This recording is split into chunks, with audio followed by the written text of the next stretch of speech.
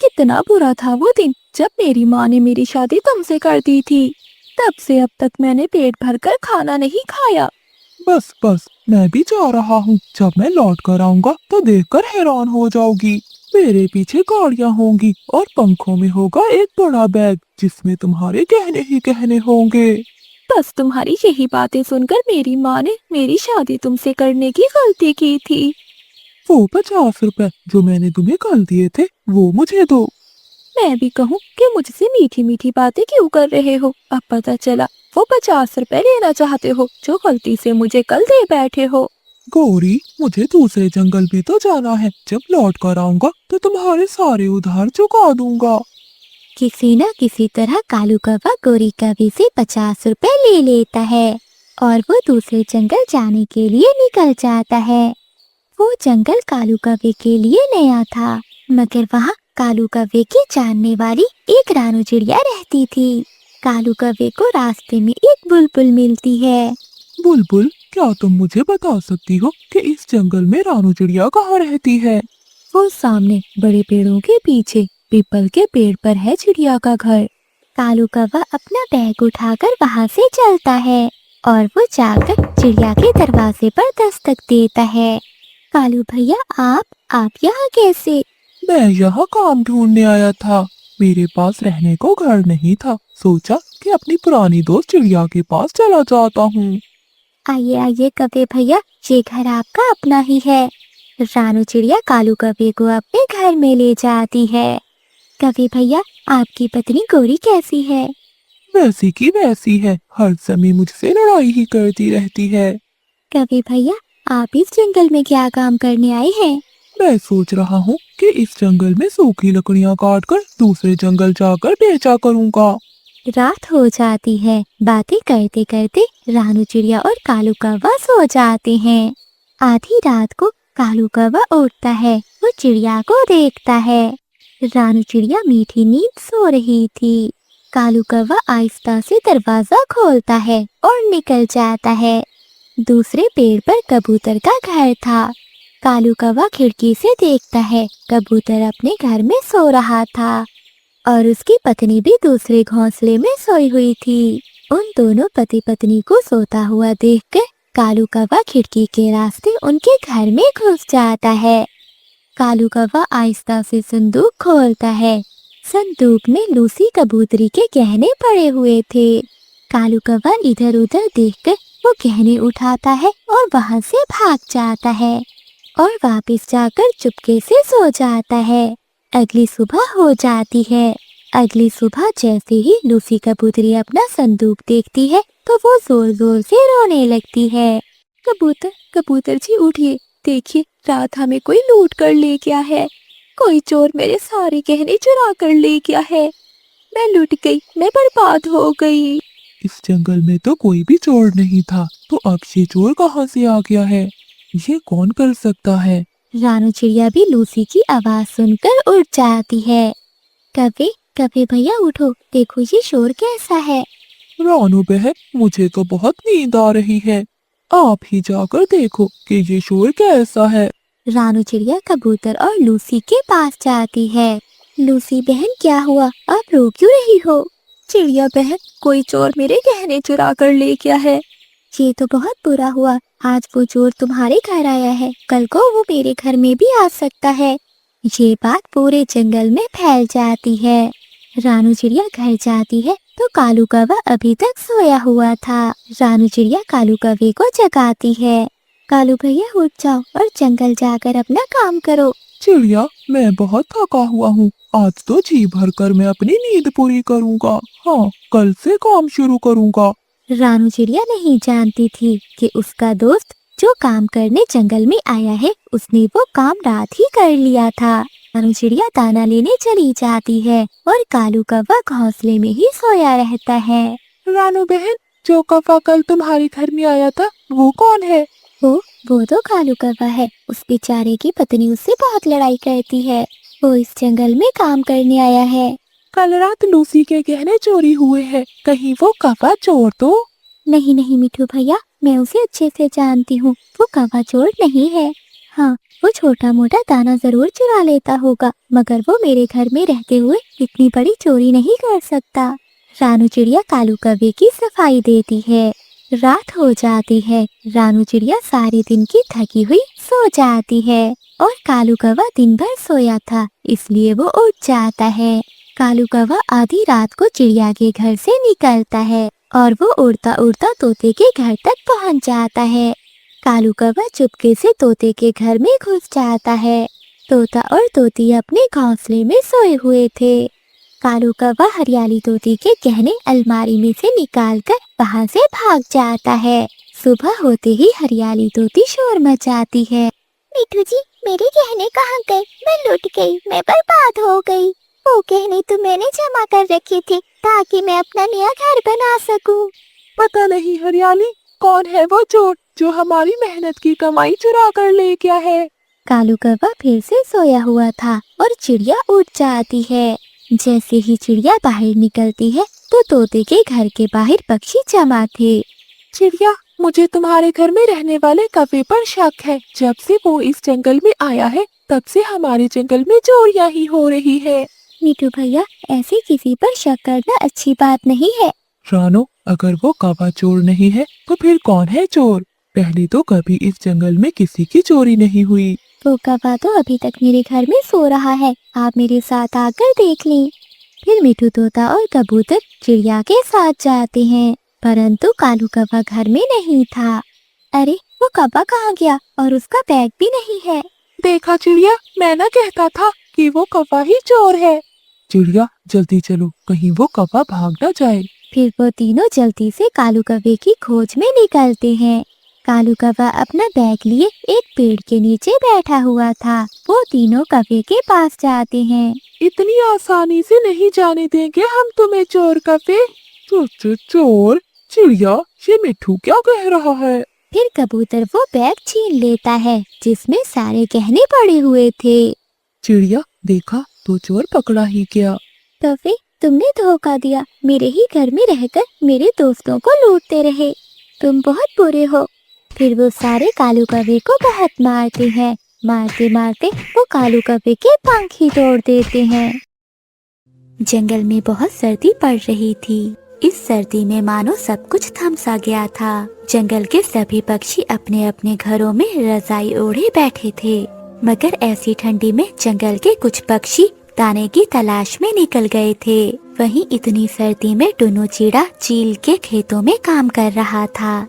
है ऊपर वाले, तू हमेशा गरीबों की ही क्यों परीक्षा लेता है? कभी इतनी सर्दी और कभी गर्मी और कभी लगातार बारिशें। पता है, 2 दिन से घर में एक भी खाने को दाना नहीं है और गुड़िया भी बहुत बीमार है। ऐ ऊपर वाले, दया कर, हम पर दया कर। टुन्नू चिड़ा दिन भर मेहनत करने के बाद चील के पास जाता है। चील, आज मुझे कुछ पैसे दे दो ताकि मैं अपने घर वालों के लिए कुछ दाना लेकर जा सकूं। क्या तुम्हारी इतनी हिम्मत कि तुमने मुझसे पैसे मांगे? जा निकल जा, कल से मेरे खेत में काम करने ना आना। मैंने और पक्षियों को रख लिया है। अगर दोबारा मुझसे पैसे मांगे तो चीर कर खा जाऊंगी मैं तुझे। चील की बातें सुनकर टुन्नू चिड़ा डर सा गया। रात हो चुकी थी। वो सीधा घर की ओर उड़ पड़ा। जैसे ही वो अपने किराए के घर के पास पहुंचा तो घर के सामने पक्षियों की भीड़ लगी हुई थी। है ऊपर वाले, ये घर के सामने इतनी भीड़ क्यों लगी हुई है? टुन्नू चिड़ा जल्दी से अपने घर में गया, मगर घर के अंदर का नजारा देखकर टुन्नू के पांव तले जमीन निकल गई। गुड़िया, गुड़िया बेटी उठ जा, क्या हो गया तुझे? गुड़िया उठ जा, गुड़िया क्या हो गया तुझे? गुड़िया बेटी, अपनी माँ को परेशान न कर, उठ जा, उठ जा तो उठ जा गुड़िया मेरी बेटी। पिताजी आ रहे होंगे, वो खाने का सामान और तुम्हारी दवाई लेकर आएंगे। उठ जाओ गुड़िया बेटी। अपनी बेटी को मरा हुआ देखकर टुन्नू चिड़ा जोर जोर से रोने लगता है। तभी टुन्ना की बड़ी बेटी भागकर अपने पिता के साथ लिपट गई। पिताजी, पिताजी देखिए ना, गुड़िया को क्या हो गया है? वो आंखें नहीं खोल रही, ना तो वो हिल रही है और ना ही कुछ बोल पा रही है। पिताजी, आप कुछ करिए ना, आप मेरी छोटी बहन को जगाइए ना, वो आपकी बात सुनती है। उठो गुड़िया, देखो बाबा आ गए हैं। पापा, आप उठाए ना गुड़िया को। अपनी बेटी की बातें सुनकर टुन्नू चिड़िया जोर जोर से रोने लगा। गुड़िया अब कभी नहीं उठेगी, वो अब किसी की बात नहीं सुनेगी, ना तेरी ना मेरी। अब वो बहुत दूर चली गई है।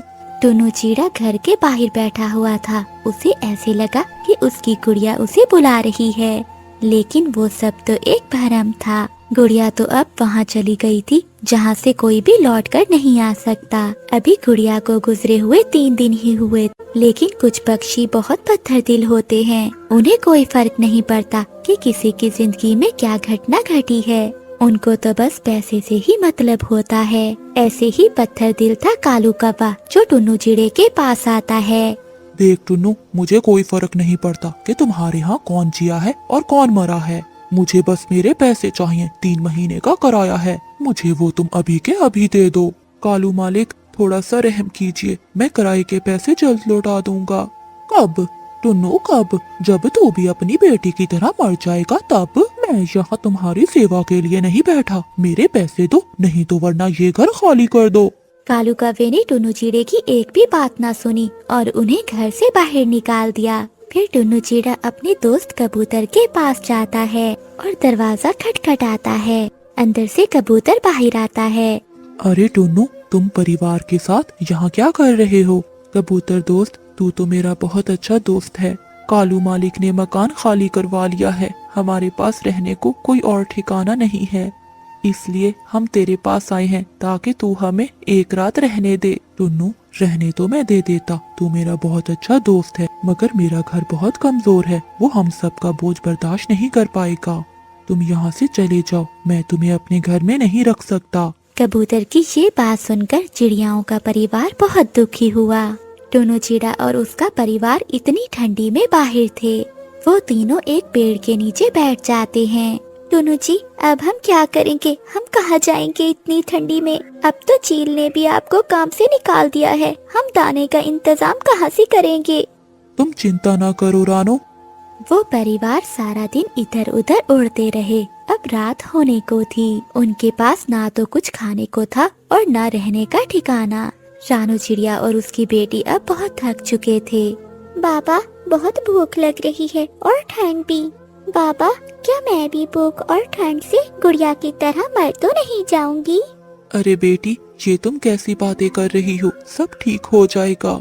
टुन्नू ने ये तो कह दिया कि सब ठीक हो जाएगा, मगर कैसे, ये तो उसे भी मालूम नहीं था। अचानक उड़ते उड़ते टुन्नू की नजर एक विशाल पेड़ पर गई। वो पेड़ बहुत पुराना था और बड़ा भी। वो पेड़ अंदर से खोखला था, जिसे देखकर टुन्नू बहुत खुश हो गया। टुन्नू चिड़िया ने जल्दी से अपनी पत्नी और बेटी को बुलाया। ये देखो रानो, हमारे रहने का इंतजाम हो गया। हाँ टुन्नू जी, ये तो बहुत अच्छा है। इतनी ठंडी में हम कहाँ जाएंगे? आपको तो पता है कोई भी हमारी मदद नहीं कर रहा। फिर वो परिवार मिलकर उस पेड़ की खोखर में अपना घर बना लेते हैं। अगले दिन टुन्नू चिड़िया काम ढूंढने निकलता है। टुन्नू चिड़िया को मिठू तोते के खेतों में काम मिल जाता है। शाम को आते हुए टुन्नू चिड़िया घर के लिए राशन और गुड़िया लेकर आया। बाबा, ये गुड़िया तो मेरी गुड़िया बहन जैसी लगती है। हाँ बेटी। कालू, मेरे सुंदर पति जी, कितने दिन हो गए, कोई मजा नहीं, कोई इंटरटेनमेंट नहीं हुई। अब तुम ही कोई समाधान निकालो जिससे पक्षी मुश्किल में फंस जाए और फिर सभी मेरी सलाह लेने के लिए दौड़े दौड़े मेरे पास आए। फिर ही पक्षियों को पता चलेगा कि मैं कितनी जीनियस हूँ। फिर आ गई शैतानी तुम्हारे दिमाग में। अब तुम्हें खुश करने के लिए मुझे कुछ ना कुछ तो करना होगा। मैं जाता हूँ जंगल में। कालू कौवा उड़ते उड़ते उल्लू के पास जाता है। उल्लू, कैसे हो तुम? मैं कैसा हो सकता हूँ, सुबह से भूखा बैठा हूँ, आज एक भी दाना नहीं मिला खाने को। उल्लू दोस्त, आज किसी का भोजन चुरा लेते। क्या करूँ कपड़े दोस्त, यहाँ काफी अरसे से रह रहा हूँ। अब मुझे शर्म आती है कि अगर किसी ने चोरी करते हुए मुझे देख लिया तो मुझे जंगल से बाहर निकाल देंगे। शर्म करते रहोगे तो भूखे मर जाओगे। मुझे पता है उल्लू दोस्त, तुमसे कौन से होते हैं काम। और हाँ दोस्त, खुद से दाना ढूंढना कौन सा अच्छा लगता है। कौवे की ये बात सुनकर उल्लू पूछता है। कौवे यार, तो बताओ मैं क्या करूँ। उल्लू दोस्त, क्यों न हम पक्षियों को मुसीबत में डालें और फिर मुसीबत से निकालने के लिए हम इनसे दाना लेंगे। हाँ यार काफी, ये बात तो ठीक है। उल्लू यार, सारी बातें मुझे ही बतानी है, मैं तो तुमसे सलाह लेने आया हूँ। अब तुम भी मुझे कुछ बताओ। फिर उल्लू सोच में पड़ जाता है। कालू यार, मेरे पास एक आइडिया है, अगर तुम्हें पसंद आए तो। बोलो बोलो उल्लू, क्या आइडिया है? पास वाले जंगल में पहाड़ों पर मेरे रिश्तेदार रहते हैं। जब मैं उनसे मिलने जाता हूँ तो वहाँ की चील मुझे जानती है। मेरी चील से बहुत अच्छी दोस्ती है। चील ने मुझे कहा था कि अगर कोई काम हो तो मुझे बताना, वो मेरी मदद जरूर करेगी। हम ऐसा करते हैं कि चील के पास चलते हैं और उसे कहते हैं कि हमारे जंगल में कभी कभी आया करो। वो आकर हमारे जंगल के पक्षियों को डरा दिया करे और ऐसे पक्षी मदद के लिए हमारे पास आएंगे। उल्लू, ये हुई ना बात। तुम भी मेरी तरह अंदर से काले ही हो। फिर उल्लू और कालू कौवा दूसरे जंगल जाते हैं। वो पहाड़ों पर चील के पास जाते हैं। नमस्ते आंटी जी। नमस्ते उल्लू, मगर मैं उम्र में इतनी बड़ी नहीं हूँ जो तुम मुझे आंटी कह रहे हो। क्या मैं तुम्हें आंटी दिखती हूँ? नहीं नहीं दीदी, वो तो ऐसे ही मेरे मुंह से निकल गया। उल्लू दोस्त, ये तो बहुत गुस्से वाली है, लगता है बहुत मजा आने वाला है। उल्लू, ये कौवा कौन है तुम्हारे साथ? चील दी, ये मेरा दोस्त है। अच्छा उल्लू, बताओ कैसे आना हुआ? दीदी, एक काम था, क्या आप करोगी? हाँ हाँ उल्लू, बताओ क्या काम है?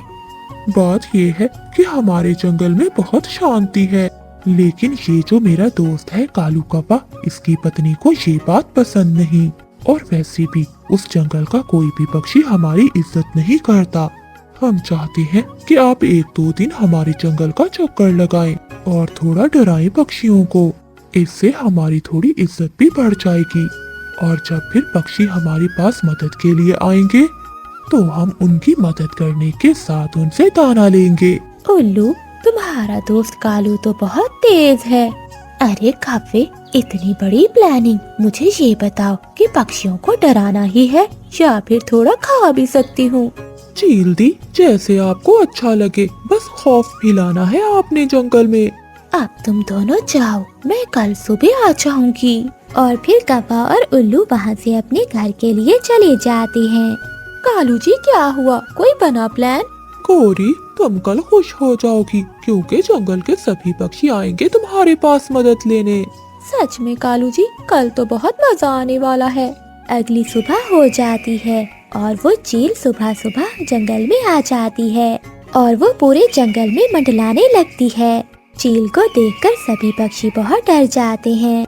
मिठू भैया, ये मुसीबत कहाँ से आ गई? बहुत सुरक्षित था हमारा जंगल, पता नहीं चील ने कैसे हमारे जंगल की राह देख ली। मुझे तो अब बहुत खौफ महसूस हो रहा है। चिड़िया, मैं भी बहुत डरा हुआ हूँ। बस ये चील थोड़ा दूर जाती है तो हम कौवों के पास चलते हैं, क्योंकि गोरी की चाची भी चील थी। हमें गोरी से मदद लेकर इस चील को यहाँ से भगाना होगा, वरना हमारी जान बचना बहुत मुश्किल है। गोरी कभी, कालू कौवा और उल्लू भी बैठकर ये सब तमाशा देख रहे थे। देखा गोरी, सभी पक्षी बहुत डर गए हैं। अब देखना, जब ये चील जाएगी तो सभी आएंगे हमारे पास मदद लेने। अरे वाह कालू, मजा ही आ गया। वो ऐसे बातें कर ही रहे थे कि वहाँ पक्षी आ जाते हैं। गोरी बहन, हमारे बच्चे सुरक्षित नहीं, बहुत शांति थी हमारे जंगल में, मगर न जाने ये चील कहाँ से आ गई। गोरी बहन, आपकी चाची भी तो चील है, आप उनसे कहकर इस चील को यहाँ से भगा दें। हाँ हाँ चिड़िया, मैं बात करूँगी अपनी चील चाची से। अगर मैं अपनी चील चाची से बात करूँगी तो हमारा दाना कौन लाएगा? गोरी बहन, आप चिंता नहीं करें, हम सब पक्षी आपके लिए भोजन का बंदोबस्त कर देंगे। बस आप और कालू भैया मिलकर कोई उपाय निकालो। फिर पक्षी अपने अपने घरों को चले जाते हैं। गोरी, अब तो तुम खुश होगी। अब देखना गोरी, कल कैसे पक्षी भोजन लेकर आएंगे। उल्लू दोस्त, ये सब तुम्हारी वजह से हुआ है। कल अपनी चील सहेली से कहना कि अगर 1-2 पक्षी खा भी लो तो कोई मसला नहीं। उन सब की बातें कबूतर सुन लेता है। वो सभी पक्षियों को जाकर बता देता है।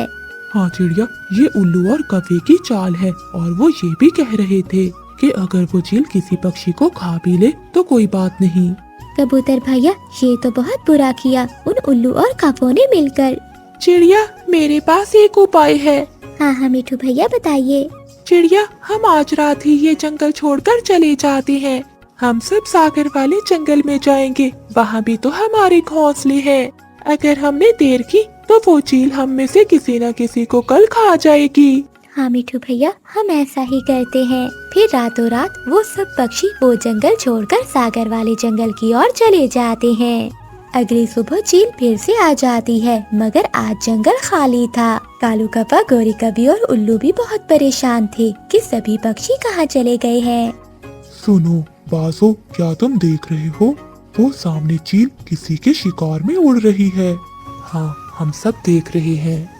तो चलो दोस्तों, चल के शिकार करते हैं हम। ऐसा कहते हुए वो बाजें चील पर हमला करने के लिए उड़ जाती हैं। सारी बाजें मिलकर चील को मार देती हैं। अरे वाह वाह, इस जंगल में तो ये कौवे और उल्लू ही बचे हैं। लगता है बाकी सभी पक्षियों को खा गई ये चील। चलो दोस्तों, हमारे लिए आज यही बहुत है। इससे पहले कि कालू कौवा, गोरी कवि और उल्लू कुछ करते, वो बाजें उन्हें मारकर खा जाती हैं और उन्हें पता ही नहीं चलता कि उनके साथ क्या हुआ है। इस कहानी से हमें सीख मिलती है कि हम जो गड्ढा दूसरों के लिए खोदते हैं, कि कभी न कभी हम खुद भी उस गड्ढे में गिर सकते हैं। गोरी कवि काली ऐनक लगाए नदी के पास बैठी हुई थी। तभी उड़ता हुआ कालू कौवा वहाँ आ जाता है। कवि, सुंदर कवि, तुम बहुत सुंदर लग रही हो। क्या मैं सच में बहुत सुंदर हूँ? हाँ, तुम बहुत ही सुंदर हो। काले काले पंख, लंबी लंबी टांगे, तुम ही तो मेरे सपनों की शहजादी हो। कौवे, तुम भी बहुत सुंदर हो। क्या तुम्हारे पंख भी मेरी तरह काले हैं? हो हो, देख लो, देख कर बताओ। हाँ हाँ, देख रही हूँ। तुम भी मेरी तरह बहुत सुंदर हो। मेरी तरह काले काले पंख और बड़ी सी लंबी चोंच। तुम ही मेरे सपनों के शहजादे हो। मैं तुमसे शादी करना चाहता हूँ, क्या तुम करोगी मुझसे शादी? हाँ, मगर तुम्हें मेरी माँ से इजाजत लेना होगी, फिर ही मैं करूँगी तुमसे शादी। मैं मना लूंगा तुम्हारी माँ को। फिर कालू कौवा वहाँ से चला जाता है। थोड़ी देर बाद गोरी कवि की माँ वहाँ आ जाती है। बेटी, अब घर चलो, यहाँ क्यों बैठी हुई हो? माँ, मैं देख तो नहीं सकती, मगर महसूस तो कर सकती हूँ। मुझे यहाँ बैठना बहुत अच्छा लगता है। फिर बूढ़ी कवि अपनी अंधी बेटी को लेकर घर चली जाती है। माँ, मैं शादी करना चाहती हूँ। बेटी, कौन करेगा तुमसे शादी? तुम तो देख नहीं सकती हो और घर के भी कोई काम नहीं कर सकती हो। माँ, एक कौवा मिला था मुझे आज, उसने मुझे पसंद कर लिया है। वो शादी करना चाहता है मुझसे। क्या तुमने उसे बताया कि तुम देख नहीं सकती हो? नहीं माँ, इस बार मैं पहले नहीं बताऊंगी, शादी के बाद खुद ही पता चल जाएगा। दूसरे दिन कालू कौवा सुबह सुबह तैयार होता है और अपने घर से निकलकर गोरी कवि के घर जाता है। गोरी, मैं आ गया। माँ कहाँ है? मैं तुम्हारी माँ से शादी की इजाजत लेने आया हूँ। कौवे जी, क्या तुम करोगे ना मुझसे शादी और मेरी माँ को मना लोगे ना? हाँ, मैं तुम्हारी खातिर सब कुछ कर सकता हूँ। माँ, यहाँ आओ, कोई आपसे मिलने आया है। बूढ़ी माँ अंदर से आती है। माँ जी, मैं शादी करना चाहता हूँ आपकी बेटी से। बेटे, अगर तुम्हें मेरी बेटी से शादी करनी है तो बाग से पहले मेरे लिए मीठे मीठे अमरूद लेकर आओ, फिर ही मैं करूँगी शादी अपनी बेटी की। मैं लाऊंगा, मैं गोरी जी के लिए कुछ भी करूँगा। फिर कालू कौवा वहाँ से उड़ता है। माँ, आपने कालू को अमरूद लेने क्यों भेज दिया है? बेटी, तुम तो अंधी हो, तुम दाना नहीं ला सकती। मैं देखना चाहती हूँ क्या ये कौवा तुम्हारा पेट भी भर सकता है। कालू कौवा उड़ता हुआ मिठू के खेत में जाता है। मिठू तोता काम से फारिग होकर धूप में सो रहा था। मिठू सो रहा है, अब मैं अमरूद चुरा लेता हूँ। कालू कौवा चुपके से अमरूद चुराकर वहाँ से भाग जाता है। बेटा, ये अमरूद तो बहुत मीठा है। तो क्या माँ जी, अब मैं शादी कर सकता हूँ आपकी बेटी से? बेटे, मैं कल बताऊंगी। फिर कालू कौवा वहाँ से चला जाता है। गोरी बेटी, मैं कल फिर आजमाऊंगी इस कौवे को। कालू कौवा अपने घर में जाकर बहुत खुश था। वो तो सारी रात गौरी कवि के बारे में ही सोचता रहता है। अगली सुबह वो फिर से गौरी कवि के घर जाता है। काव्य, आज तुम्हें मेरे लिए मीठी खीर लेकर आनी होगी। अगर तुम्हें मेरी बेटी से शादी करनी है तो पहले मेरे लिए मीठी खीर लेकर आओ।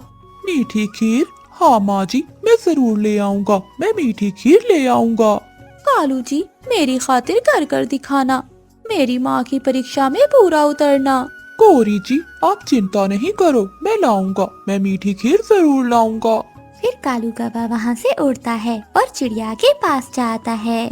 चिड़िया बहन, मुझे मीठी खीर बना दो। मैंने अपनी होने वाली सास को मीठी खीर खिलानी है।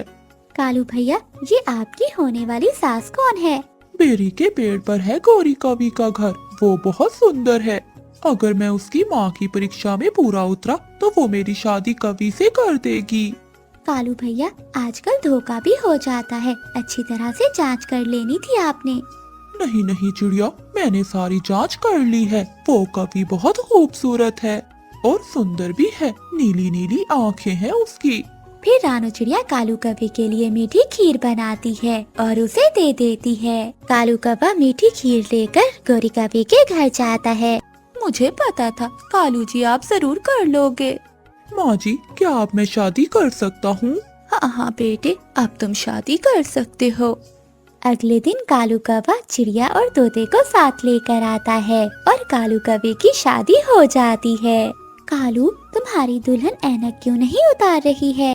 हाँ, हो सकता है कालू तुम्हारी दुल्हन अंधी हो। मिट्ठू, मैं तुम्हारी चोंच तोड़ दूंगा। चुप कर जाओ, अगर किसी ने सुन लिया तो।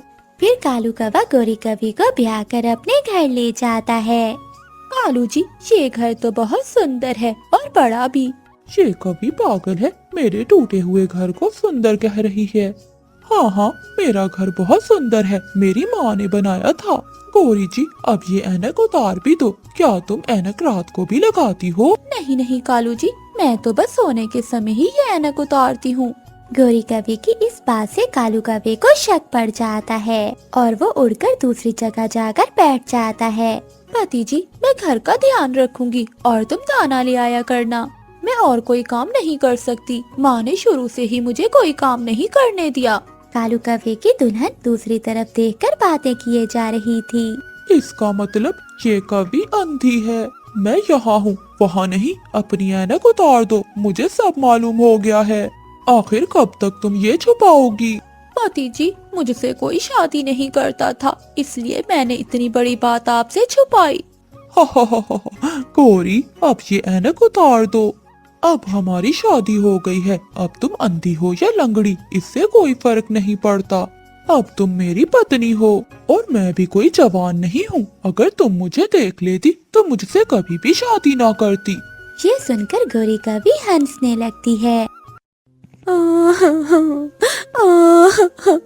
कालू जी, आप मुझे क्यों छोड़कर चले गए? अब मैं किसके सहारे जीऊंगी? गौरी कवि के आंसू देखकर जंगल के सभी पक्षी उसे नफरत से देखते हैं। मैंने तो पहले ही कहा था कि ये कवि बहुत मनहूस है। जिस भी कवि से शादी करती है वो दूसरे दिन मर जाता है। अब तक इस कवि के 4 पति मर चुके हैं। मनहूस कहीं की। मैं तो कहता हूँ कि कवि को चीलों के हवाले कर देते हैं। नहीं नहीं मिठू जी, ये कवि तो बहुत मनहूस है। अगर चीलों ने इसे खा लिया तो वो भी मर जाएंगी। जंगल के सभी पक्षी गौरी के बारे में तरह तरह की बातें कर रहे थे, मगर गौरी कवि अपने पति की लाश के सामने बैठी रो रही थी। चलो चलो चले यहाँ से। अगर इसकी मनहूसियत हमें लग गई तो कहीं हम भी ना मर जाएं। मनहूस कहेगी, मर क्यों नहीं जाती? मैं मनहूस नहीं हूँ। मैं मनहूस नहीं हूँ। अगले दिन गौरी कवि अपने घर के बाहर बैठी सोच रही थी।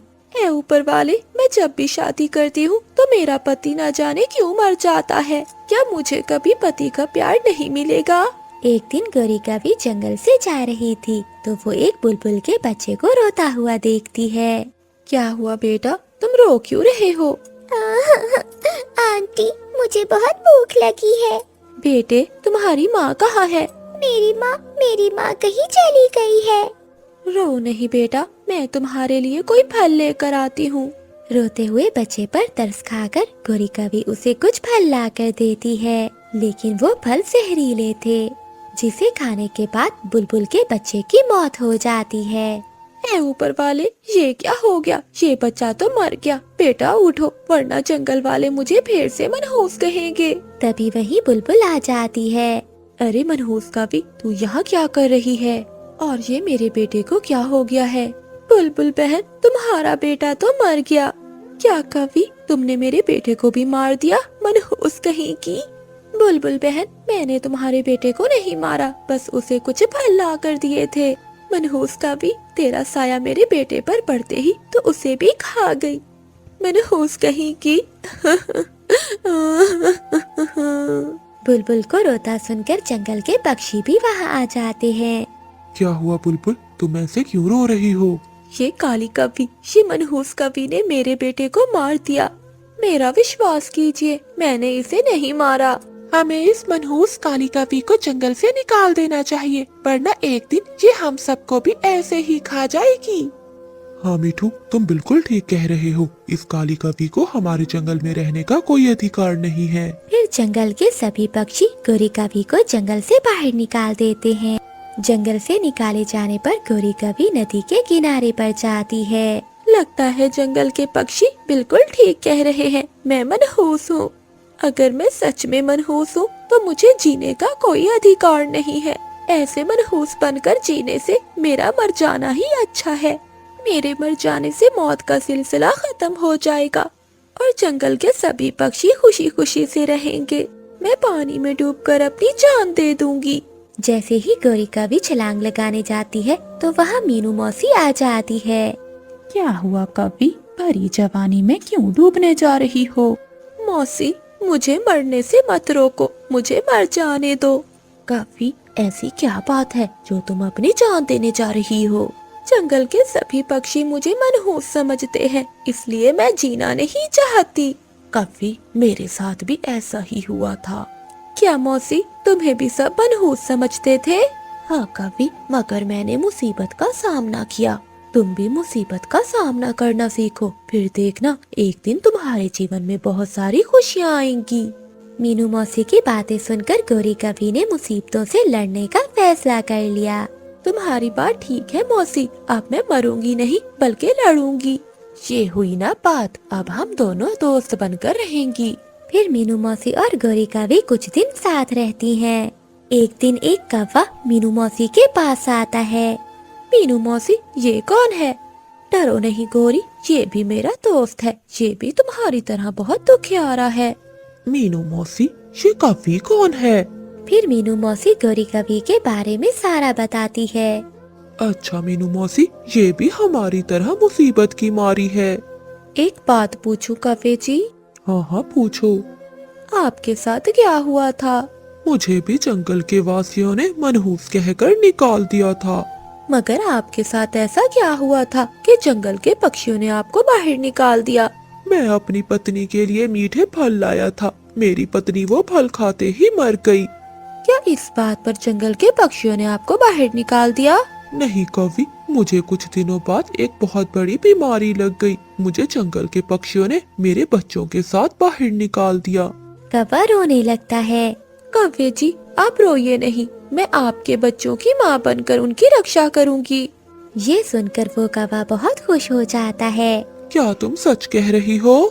हाँ कवि जी, हो सकता है आपके बच्चों के लिए ही मुझे नया जीवन मिला हो। फिर कौवा गौरी कवि को साथ लेकर अपने बच्चों के पास आता है। देखो बच्चों, तुमसे मिलने कौन आया है? पापा, ये कौन है? बच्चों, ये आज से तुम्हारी माँ है। बच्चे ये सुनकर बहुत खुश हो जाते हैं। फिर गौरी कवि कौवे के बच्चों की माँ बनकर रक्षा करती है। एक दिन गौरी कवि अपने बच्चों को लेकर नदी पर जाती है। तभी वहाँ एक चील आ जाती है। अरे वाह वाह, आज तो छोटे छोटे बच्चे, इनका मांस बहुत ही नरम होगा। रुक जाओ चील, ये मेरे बच्चे हैं, इन्हें पंख मत लगाना। अरे वाह कवि, तुझ में इतनी हिम्मत कि तू मेरा मुकाबला कर सके। तभी गौरी का पति भी वहाँ आ जाता है। गौरी तुम बच्चों को लेकर यहाँ से जाओ, मैं मुकाबला करता हूँ। गौरी कवि अपने बच्चों को लेकर वहाँ से जाती है। तभी चील कौवे पर हमला करती है। कौवा पहले से ही बहुत बीमार था, वो एक बार में ही मर जाता है। कौवे को मारकर चील गौरी कवि के पीछे जाती है और उन्हें रोक लेती है। अरे कवि, क्या तू मुझे उस कौवे से डराएगी जो मेरे एक वार से ही मर गया है? मैं सच में बहुत मनहूस हूँ। तुम्हारे पापा के जीवन में आते ही मैं उसे खा गई। नहीं मम्मा, पापा को बहुत बड़ी बीमारी थी, आपके कारण तो वो तड़प तड़प कर नहीं मरे। मम्मा, आप मनहूस नहीं हो, आपके कारण तो हमने जीवन में खुशियाँ देखी हैं। ठीक है बच्चों, अगर हम यहाँ से जिंदा बच गए तो मैं समझूंगी कि मैं मनहूस नहीं हूँ। हाँ माँ, देख लेना, हम जरूर जिंदा जाएंगे क्योंकि आप मनहूस नहीं हो। बस बहुत हो गया, अब मुझे बहुत भूख लगी है। चील कौवे के परिवार पर हमला करने ही वाली थी कि वहाँ मीनू मौसी आ जाती है। मीनू मौसी आते ही चील की आंखों में चोंच मारती है, जिससे चील को कुछ भी नजर नहीं आता और वो दर्द से चीखती हुई वहाँ से चली जाती है। फिर गौरी कवि और उसके बच्चे बच जाते हैं। अब गौरी कवि को मालूम हो गया था कि वो मनहूस नहीं है। गौरी के जंगल वाले पक्षी आकर गौरी कवि को वापस उसके जंगल ले जाते हैं, जहाँ वो अपने परिवार के साथ खुशी का जीवन गुजारने लगती है। गौरी कवि अपने 7 बच्चों के साथ खतरनाक जंगल के पास रहती थी। कालू कौवा डरते डरते एक पेड़ से कुछ फल तोड़ रहा था। जल्दी जल्दी से गौरी कवि और बच्चों के लिए फल तोड़ लेता हूँ। अगर जंगल की कोई बाजें या चीलें आ गई तो वो मुझे खा जाएंगी। कालू कौवा डरते डरते कुछ फल तोड़ता है और अपने घर की ओर चला जाता है। कालू कौवा फल लेकर जंगल के पास अपने छोटे से घोंसले में जाता है, जहाँ गौरी कवि अपने 4 बच्चों के साथ बैठी हुई थी। तभी कालू कौवा घर का दरवाजा बंद कर देता है। कालू जी, किसी ने आपको यहाँ आते हुए देखा तो नहीं? नहीं गौरी, मैं छुप छुप कर यहाँ आया हूँ, किसी ने नहीं देखा मुझे।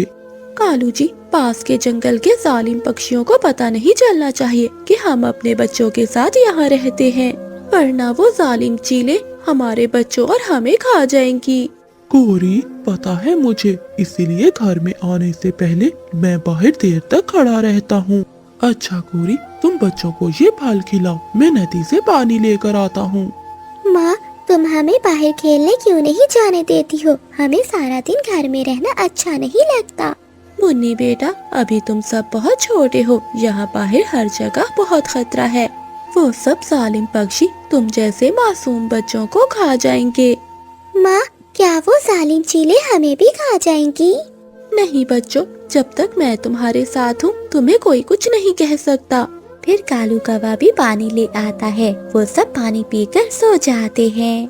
आधी रात को गौरी कवि के 3 अंडे भी फूट जाते हैं और उनमें से 3 प्यारे प्यारे बच्चे बाहर आते हैं, जो अंडों से बाहर आते ही शोर मचाने लगते हैं। गौरी, बच्चों को चुप कराओ, वरना कोई जालिम चीले हमारे बच्चों को देख न ले।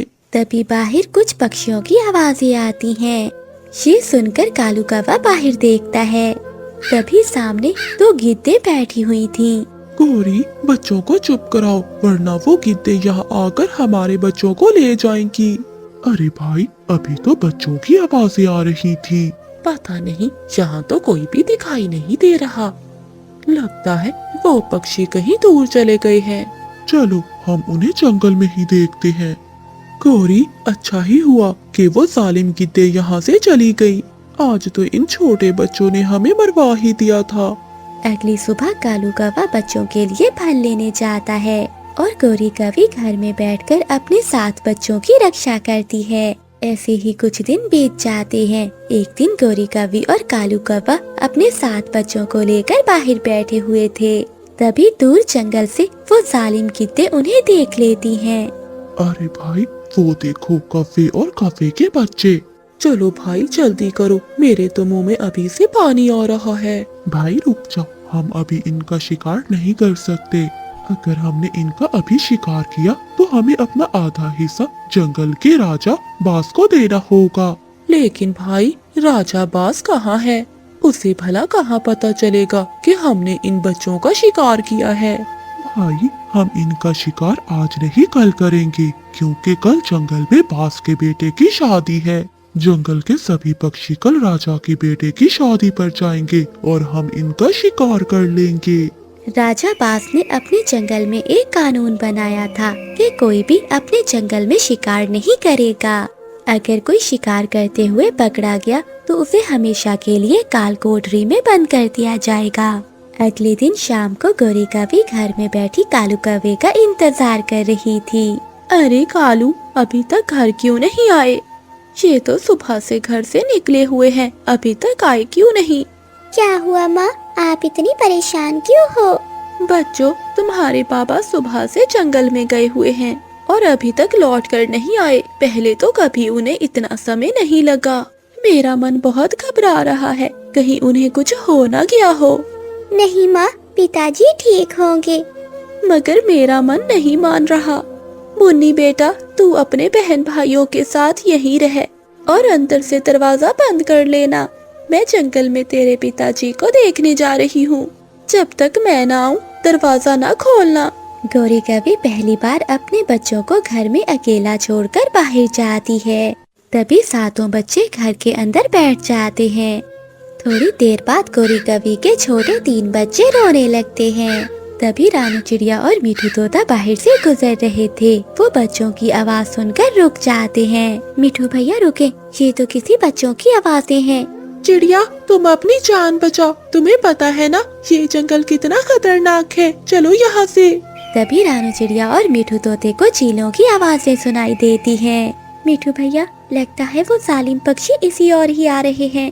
मीठू भैया, ये आवाजें तो वो सामने वाले घर से आ रही हैं। लगता है वहाँ छोटे बच्चे हैं, हमें उनकी जान बचाना होगी। फिर रानू चिड़िया और मीठू तोता गोरी कौवी के घोंसले के पास जाते हैं। अंदर कोई है? दरवाजा खोलो। बच्चों, आपकी जान खतरे में है। बच्चे डरकर दरवाजा खोल देते हैं। बच्चों, आप सबकी जान को खतरा है, आप सब मेरे साथ चलो। बच्चे रानू चिड़िया और मीठू तोते के साथ वहाँ से चले जाते हैं। रानू चिड़िया बच्चों को अपने घर ले जाती है। दूसरी ओर वो गिद्दे रात को गोरी कौवी के घर जाती हैं, मगर वहाँ तो कुछ भी नहीं था। भाई, यहाँ तो कोई भी नहीं है।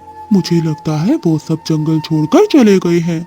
वो दोनों गिद्दे घर से बाहर निकलती हैं तो उन्हें कालू कौवा और गोरी कौवी देख लेते हैं। कालू कौवा और गोरी कौवी अपने घर जाते हैं। अरे बाप रे कालू जी, हमारे बच्चे कहाँ चले गए? लगता है उन गिद्धों ने हमारे बच्चों को खा लिया। गोरी कौवी रोने लगती है। गोरी, चुप कर जाओ। चलो हम जंगल के राजा बास के पास जाकर उन गिद्धों की शिकायत करते हैं। हम उन दोनों को छोड़ेंगे नहीं। तभी वो दोनों पास के जंगल के राजा बास के पास जाते हैं। वो राजा को सारी बात बताते हैं। बास राजा, आपके जंगल की गिद्धों ने हमारे बच्चों को खा लिया। आप हमारे साथ न्याय कीजिए, उन दोनों को कड़ी से कड़ी सजा दीजिए। चुप कर जा कौवी, हमने नहीं खाया तेरे बच्चों को।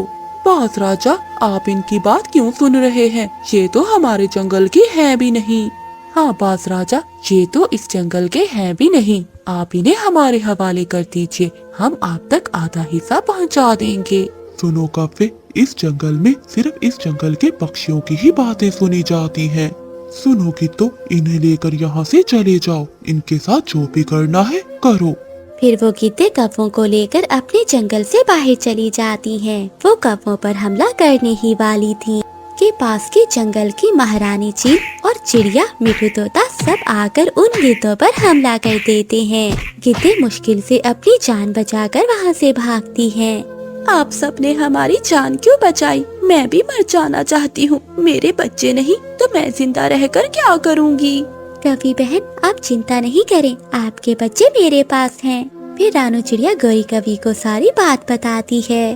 फिर गोरी कौवी और कालू कौवा रानू चिड़िया के घर जाते हैं। वो अपने बच्चों को देखकर बहुत खुश थे। गोरी बहन, आज से आप हमारे जंगल में ही रहें, क्योंकि हमारा जंगल बहुत सुरक्षित है। हमारे जंगल की महारानी चील बहुत अच्छी है, वो हम सबकी रक्षा करती हैं। उस दिन के बाद से कालू कौवा गोरी कौवी अपने बच्चों के साथ उसी जंगल में रहने लगते हैं।